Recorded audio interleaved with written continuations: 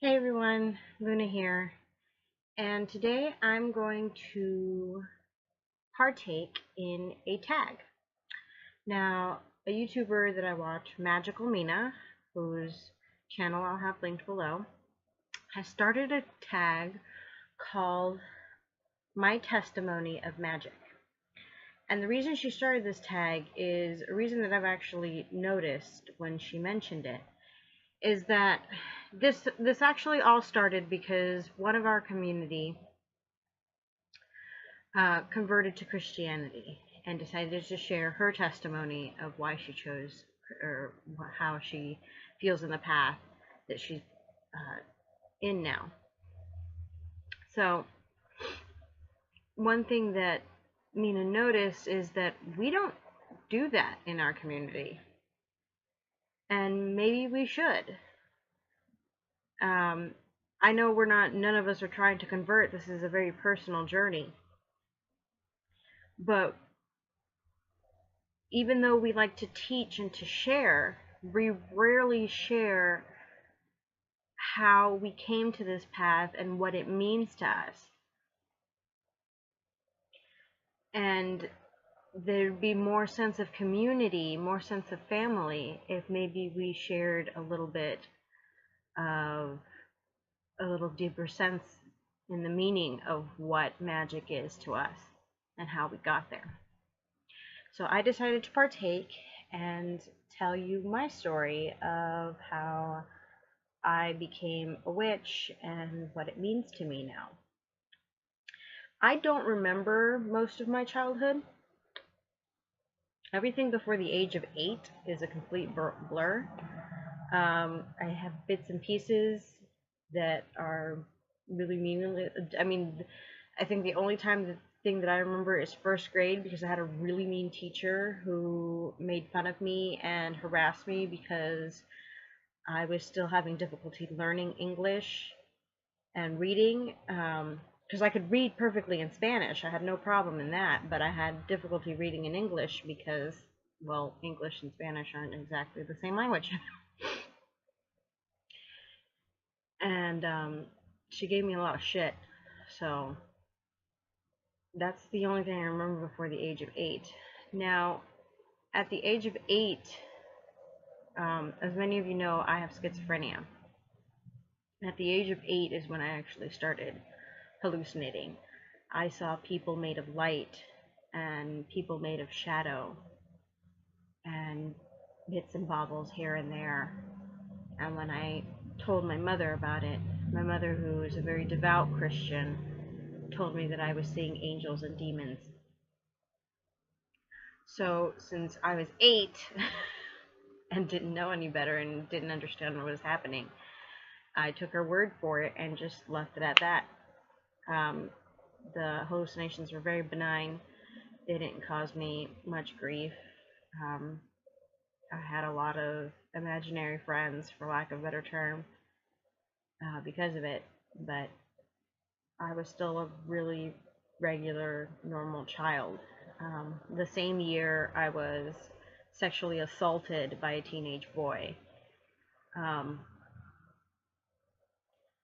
And that left me really, really confused for a while, but we lived in a really poor neighborhood, so I was hit on a lot by teenage boys, even though I was a little girl. I don't know what that has to do with a poor neighborhood. It just, they were poor-minded. They weren't very good people. Now, when I was 9, I became sexually abused by my stepfather, and that continued until I was 13. And during this time, my family was Christian. They started off Catholic, and then my mom became Protestant, and we all converted to that. So, so things were a little bit different. We no longer did the mass.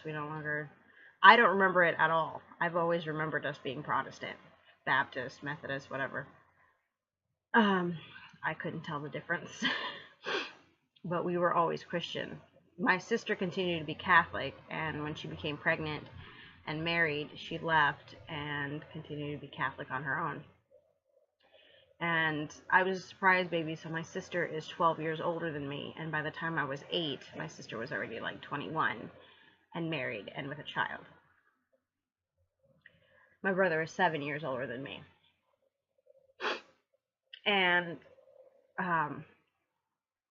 so this entire time we were Christian, I always seeked, because of my abuse, I always seeked guidance and peace from the hurt and the pain that I was going through. And I did everything in church. I was in the choir. I was an officer in, like, treasurer, president, vice president, things like that in Bible school. And I studied so much that by the time I was 12, they put me in the teen class because I was pretty much teaching the children's class. And I never found it. I felt so betrayed and so abandoned because my father had abandoned me. He was not part of my life at all. My mother was, she just didn't pay attention. She was wrapped up in something. I know she had her own problems and everything, but she never quite listened to my worries. And my stepfather was sexually molesting me every night. And I would pray to this God and pray to this Jesus and feel nothing. I was still going through all this pain, and I kept telling myself, Jesus wouldn't let you go through this if it didn't mean something. And then I was seeing these monsters at night, which were part of my hallucinations, and I didn't understand that either. The thing that I had come to understand was I was going through these things for a reason, and God was going to give me that reason eventually. But I was still a child, so I still had to learn. But every time that I would pray, nothing. And as I got older, I was a teenager, and I did the adult classes. I got baptized. I was still in the choir. I was an active member of the church. And nothing. I felt nothing but abandonment. And then when I finally confessed to a counselor the abuse that I was undergoing at home, my mom didn't believe me and told me that I was a liar. She told me to tell the people at CPS that I had lied. So then I had an abandonment from my own mother. I was already abandoned by my dad, and then an abandonment from my own mother, which she has since apologized for, and we are working on our relationship. And the only one who had my back was my brother, because he had also been abused by our stepdad. He was the only one who believed me and took care of me and was the only father figure that I had. And at the age of 13, with all of this happening, my stepfather committed suicide. And I blamed myself. Even though he was hurting my family, I didn't want him to die. So I had blamed myself, and then with my mom's response, it made me even more depressed, and I was having nightmares, and it was just a big mess.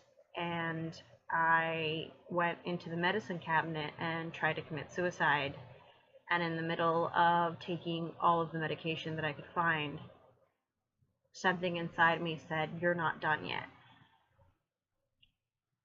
So I put everything back. My mom came in just as I was putting everything back, asked me what was happening, and I told her the only way that I could explain it was that God told me, even though I didn't feel it was God, God had told me that taking my life was not the answer. So I started searching because my friends had watched The Craft and were like, "Oh, let's try witchcraft and blah, blah, blah." And I was like, "No, the devil's work." But it made me think, why is it the devil's work? Is it just because it's not Christianity?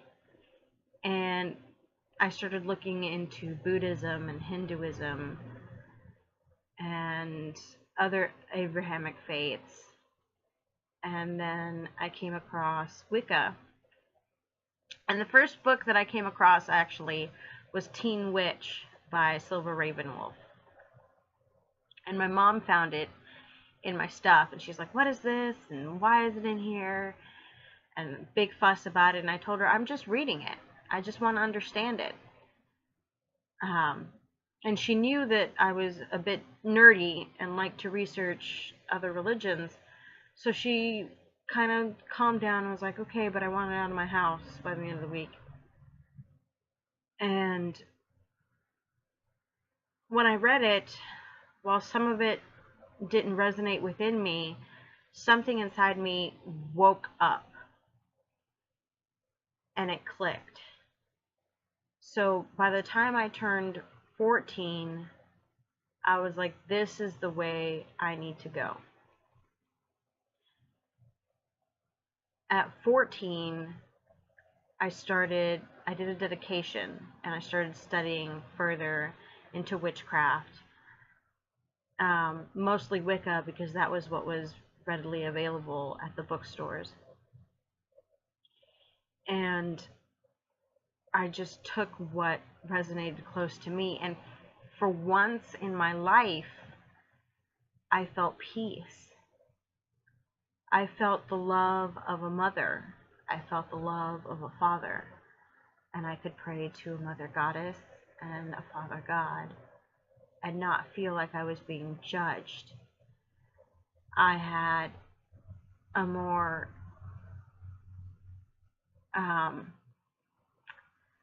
I saw God, since we are created in God's image. I always believed if we are created in God's image, we are like God. So if we are like God, God is not perfect because we are not perfect. So the idea of an all-knowing, all-perfect God was confusing to me. And in most mythologies, gods are just as imperfect as we are. They get just as angry. They get just as happy. They've been betrayed. They love. They have all of these emotions that we have. So I felt more connected with those gods than I had ever with the Christian God. And I felt like I was a part of a family, even though I was alone because I didn't know any other pagans. The sad thing is that my mom was now learning to become clergy. She wanted to be a pastor. And she was an elder in the church and still a very devout Christian. While I was a rowdy teenager, I didn't want her to know that I was practicing witchcraft.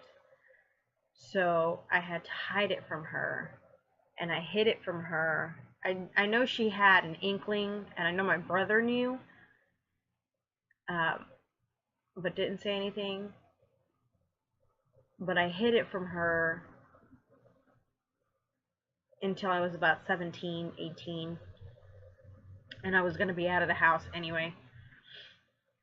She was not happy about it, but she always felt that I would return.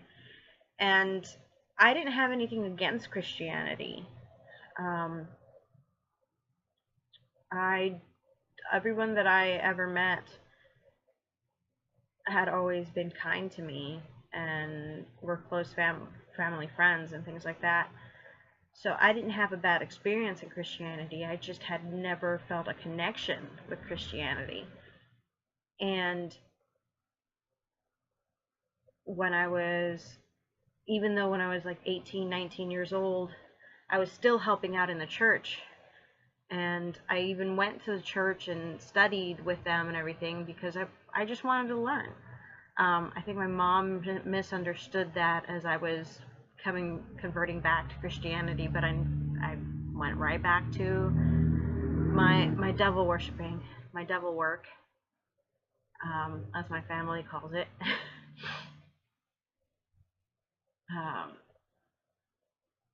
And it has always brought me peace.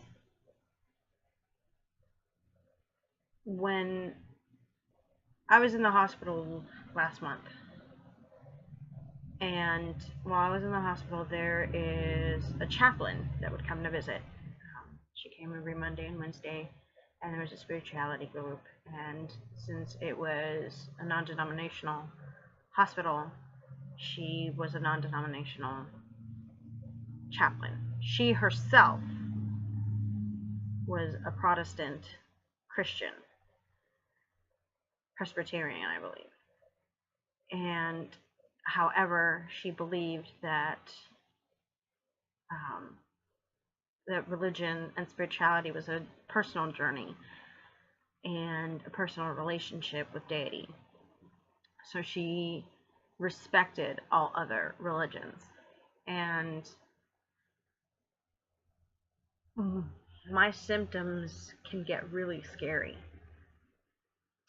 I recently explained to my eldest daughter symptoms that I had while I was in the hospital, and I showed her, I sketch out some of my hallucinations to try and process them. So I showed her some of my sketches, and she drew a picture of her representation of me in the hospital, and it was me and how I saw myself and all of the things that I saw, the shadow people, the light people, the eyes. It's not going to make any sense while I'm explaining it here because you haven't seen it, but it's really creepy and very scary and very lonely. And I remember just laying in bed feeling like shit, and the chaplain came in and she's like, "Who do you believe in? Do you want to pray?" And I said, "Yes, I believe in an all-encompassing all. I'm a pantheist. I believe that everything is God and God is everything." And she's like, "Are you okay with praying to God?" And I said, "Yes." And so we prayed. And at the same time, I made a prayer to the goddess. And I felt peace and warmth come over me. And it has been like that for years without this path that I chose that's been so personal for me. I don't know where I'd be because I didn't feel anything anywhere else. And I've studied a lot, and nothing clicked for me like paganism did. Nothing clicked for me like being in a nature religion. I connect well with trees and the moon and water, even though I'm allergic to nature. But it was the one thing that, and I've attempted suicide on multiple occasions, but it was the one thing that always brought me back to Earth, brought me back to reality, and kept me grounded. Anyway, this has gotten to be a really long video. I just hope that you, if you're on this path, that you have as much love and affection in your path as I do, that you feel that warmth. You guys have brightest blessings. I'll see you.